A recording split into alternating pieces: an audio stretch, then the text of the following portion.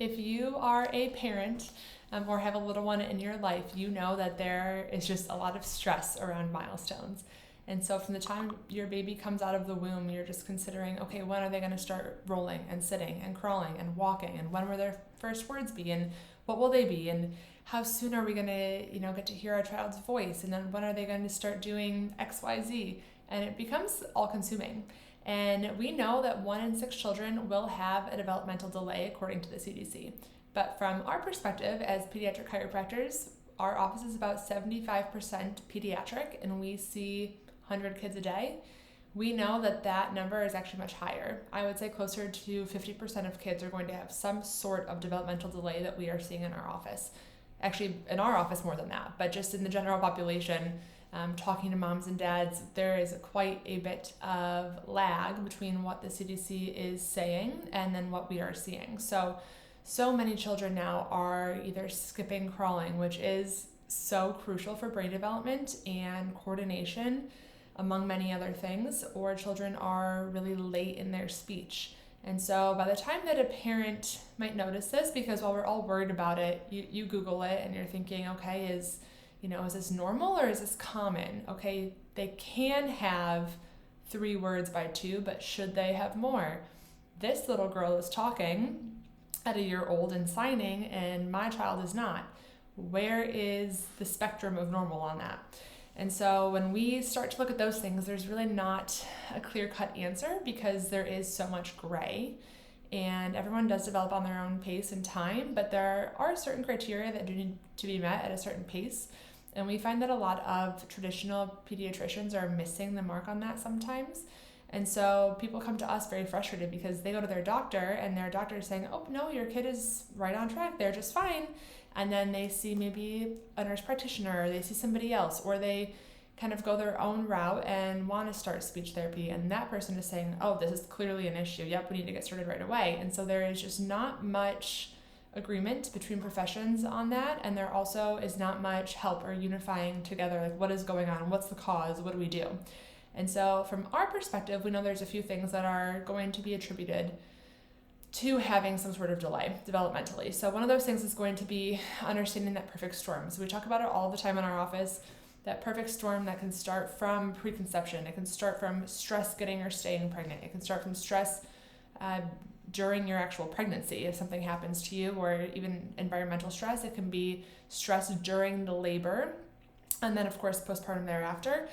We know that birth for all of us is very traumatic, and it's really common that interventions like forceps or vacuum extractions, C-sections, even just really long or really short labors have a lot of force and stress on a baby's neck, and that is a really important piece in our neck here. Our brainstem lies there, and so that part of our body really is more like an air traffic control system. So our brain is telling our body when and where it should be, when and where things are being made and should be sent, and then how to get that all done really in a seamless way.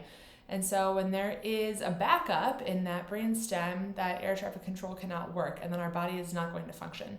So we see lots of things for kids that are very stressful for them that then lead to the colic, the ear infections.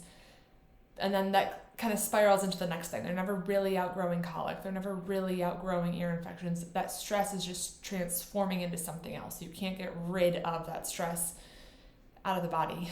So what we see is that perfect storm, and it just culminates all of those terrible things. And then our kids are really struggling. They're really, having issues on a daily basis. And then we see them in their young childhood still having more issues and like ADHD, ADD, OCD, and then we're seeing those kids grow up too and still having the anxiety and a lot more struggles than we should be seeing with our kids. So sometimes we see that children are going to a lot of therapies. They're doing PT, OT, speech, they might have ABA, they're doing all of these things, and then parents will report that they're not making much progress, or they did, and then it kind of plateaued, it stalled. And so then they're very frustrated. They go, what's the holdup? What is holding us back?